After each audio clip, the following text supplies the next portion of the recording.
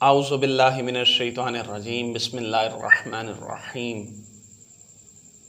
الحمد للہ رب العالمین والصلاة والسلام علی اشرف الانبیاء والمرسلین وآلہ الطیبین الطاہرین المعصومین بسم اللہ الرحمن الرحیم اللہم ارزقنی فیہ فضل لیلۃ القدر وسیر اموری فیہ من العسر الی الیسر واقبل معاذری وحط عنی الذنب والوزر یا رؤوفا بعبادہ الصالحین اللہم صلی علی محمد وعلی محمد وعجل فرجہم۔ عزیزان محترم، خداوند متعال کی رحمت اور بارش کا مہینہ ہم سے جدا ہونے والا ہے۔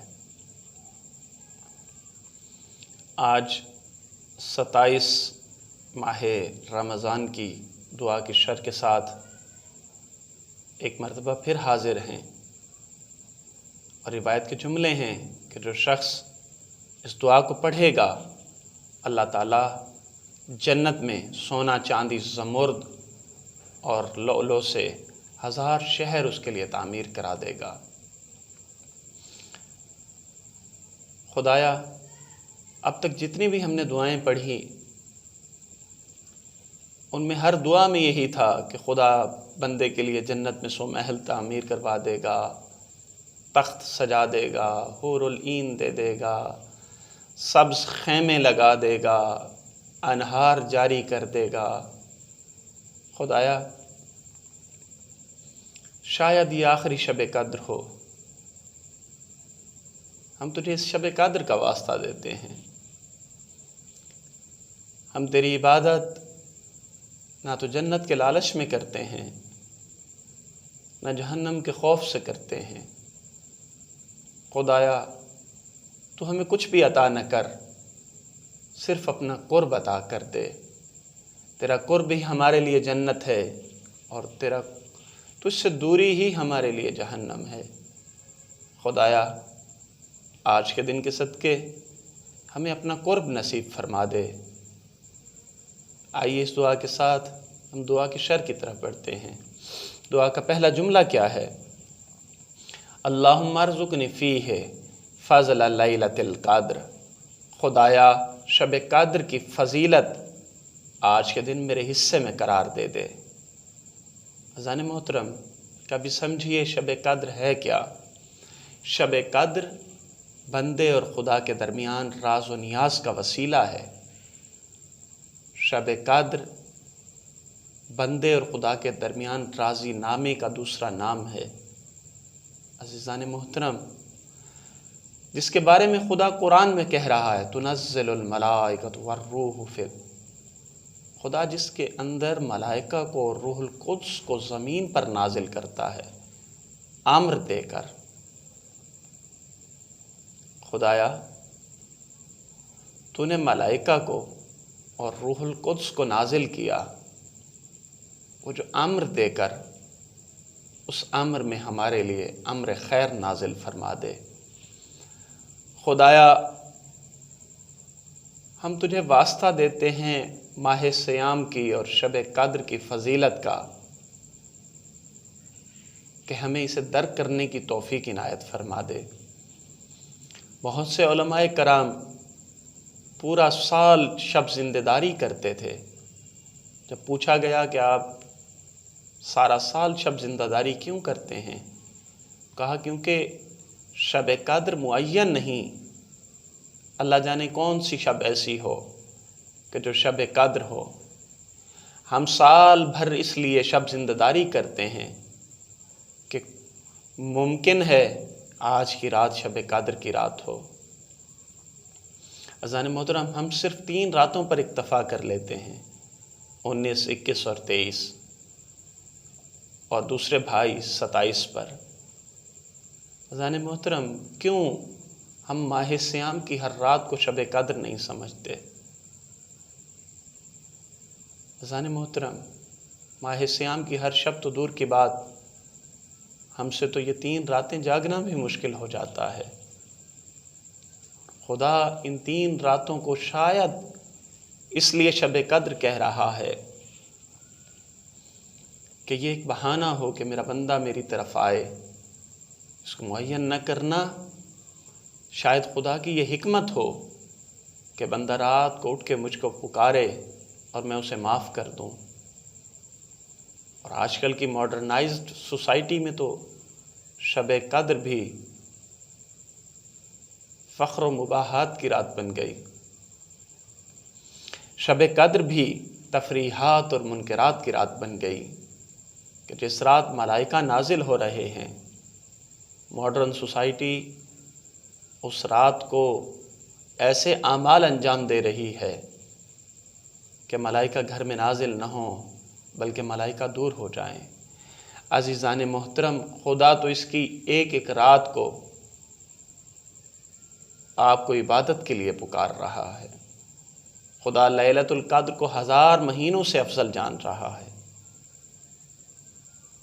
جب لیلۃ القدر کی رات 1000 مہینوں سے افضل ہو سکتی ہے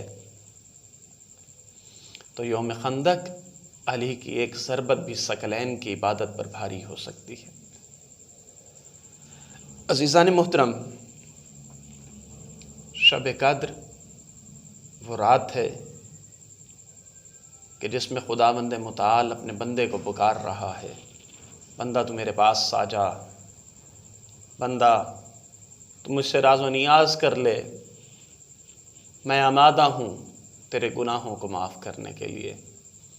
اور سورہ قدر کی ایک تفسیر جو ظاہری تفسیر کی جاتی ہے اور ایک اس کی ملکوتی تفسیر ہے کہ جس کے بارے میں میرے مولا فرماتے ہیں فاطمۃ الزہرا لیلۃ القدر ہیں، سیدہ لیلہ ہیں، اور قادر سے مراد خداوند متعال ہے.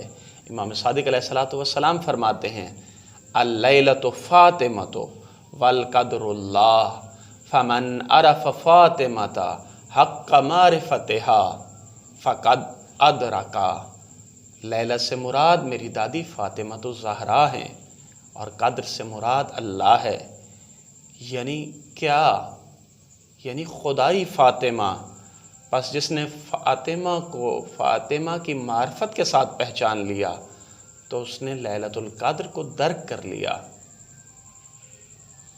آئیے اس دعا کے ساتھ کہ خداوند متعال ہمیں سیدہ فاطمۃ الزہرا کی معرفت بھی نصیب فرمائے اور لیلۃ القدر میں شب زندہ کی بھی توفیق عنایت فرمائے.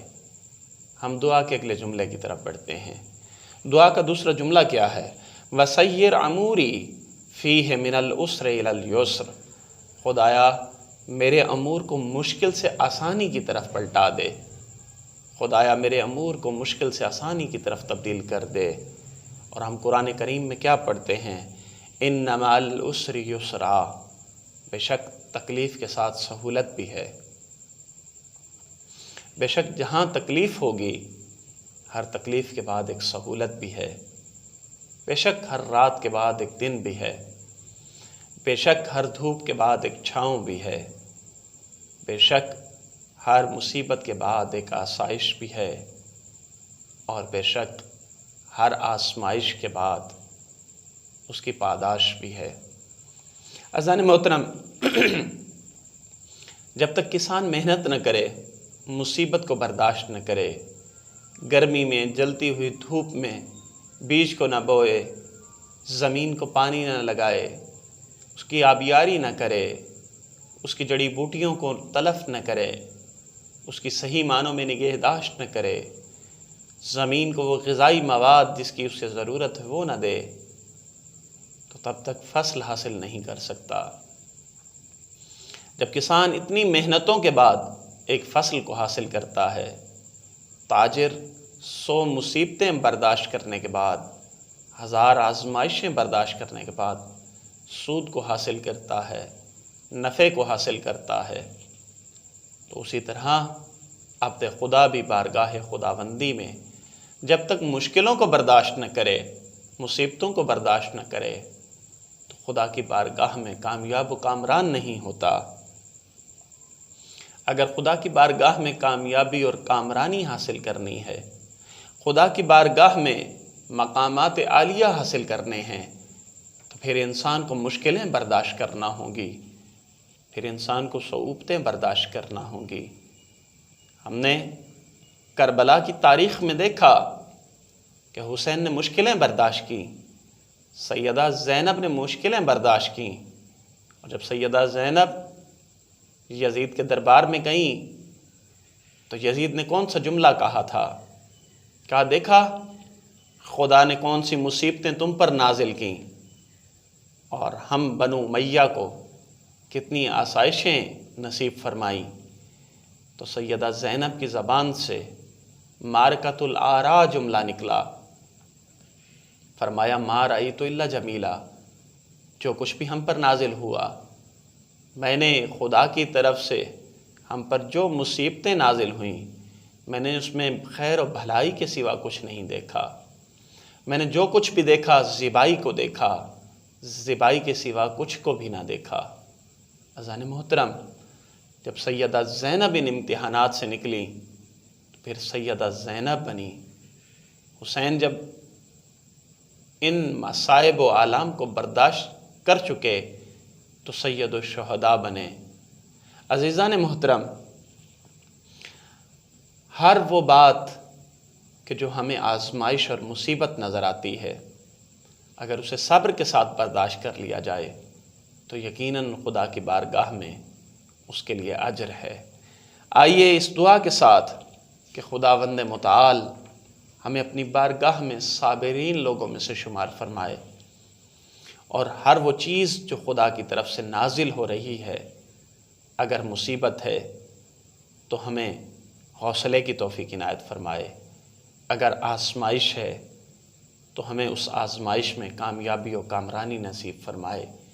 ہم دعا کے اگلے جملے کی طرف بڑھتے ہیں، اور دعا کا تیسرا جملہ ہے وَاقْبَلْ مُعَاذِرِي وَحُطَّ عَنِّي الذَّنْبَ وَالْوِزْرَ، اور میرے عذر کو قبول فرما لے اور میرے گناہ اور بوجھ کو ختم کر دے۔ خدایا، میں تیری بارگاہ میں اپنا عذر پیش کرتا ہوں، خدایا تو میرے عذر کو قبول فرما لے، میرے گناہ اور بوجھ کو ختم کر دے۔ دعا کے اس جملے میں ذنب اور وزر تو لفظ استعمال ہوئے۔ ذنب کا معنی گناہ، اسم، معصیت، نافرمانی، اور وزر کا مطلب سنگینی، بوجھ۔ جیسے زمین پر پہاڑوں کا بوجھ ہے اور انسان پر گناہوں کا بوجھ ہے اور مجاہد پر اسلحے کا بوجھ ہے۔ عزیزان محترم، اگر انسان گناہ پہ گناہ کیے جائے تو انسان اور جانور میں کیا فرق رہ جائے گا کہ جانور مادی بوجھ کو اٹھاتا ہے، سامان کا بوجھ اٹھاتا ہے، اور انسان گناہوں کا بوجھ اٹھاتا ہے۔ خداوند متعال نے انسان کو اشرف المخلوقات بنایا۔ اب یہ انسان کے بس کی بات ہے کہ وہ اپنے معیار اور شرافت کو سمجھتے ہوئے اشرف المخلوقات ہونے پر قائم رہے یا اپنے آپ کو اتنا گرا دے کہ وہ جانوروں سے بھی پست ہو جائے۔ کتنی عجیب بات ہے، خداوند متعال انسان کو عزت دے رہا ہے، اپنی مخلوقات میں سے اسے اشرف المخلوقات بنا رہا ہے، اور انسان گناہ پہ گناہ کر کے اپنے آپ کو جانوروں جیسا بنانے کی کوشش کر رہا ہے۔ اس دعا کے ساتھ کہ خداوند متعال ہمیں گناہوں کے بوجھ کو ہلکا کرنے کی توفیق عنایت فرمائے، اس دعا کے ساتھ کہ خداوند متعال ہمیں اپنی بارگاہ میں جانوروں کی طرح شمار نہ فرمائے، بلکہ اپنی بارگاہ میں حقیقی غلاموں میں سے شمار فرمائے۔ ہم دعا کے اگلے جملے کی طرف پڑھتے ہیں۔ دعا کا چوتھا فقرہ، یا رؤوفم بعبادہ الصالحین، اے اپنے نیک بندوں پر مہربان، اے اپنے نیک بندوں پر مہربانی کرنے والے۔ کلمہ رؤوف قرآن میں کئی مقامات پر ذکر ہوا، اور یہ اکثر مقامات پر رحیم کے ساتھ ذکر ہوا کہ خدا رحیم بھی ہے، غفور بھی ہے، رؤوف بھی ہے۔ عزیزان محترم، خدا کا لطف و کرم ہمیشہ جاری ہے۔ ہم تو آج خدا سے یہ دعا کر رہے ہیں، خدایا آج ماہ سیام کے 27 دن ہم سے گزر گئے، اب ماہ سیام میں کچھ نہیں بچا۔ خدایا تو اپنے صالح بندوں پر تو رحیم ہے، لیکن تیرے گناہ گار بندے کہاں جائیں؟ خدایا اگر تو نیک بندوں کو معاف کرنے والا ہے تو تیرے گناہ گار بندے کس کی بارگاہ میں جا کر گڑ گڑا کر معافی کو طلب کریں؟ خدایا تیرے گناہ گار بندے اپنے عذر کو تیری بارگاہ میں پیش کر رہے ہیں اور نادم دل اور پشیمان آنکھوں کے ساتھ تجھ سے دعا کر رہے ہیں۔ خدایا رمضان میں ہم تجھ سے توبہ طلب نہ کر سکے، تجھے آج اس 27ویں دن کا واسطہ ہمارے عذر کو قبول فرما، ہماری مغفرت فرما اور ہمیں نیک لوگوں میں سے شمار فرما۔ السلام علیکم ورحمۃ اللہ وبرکاتہ۔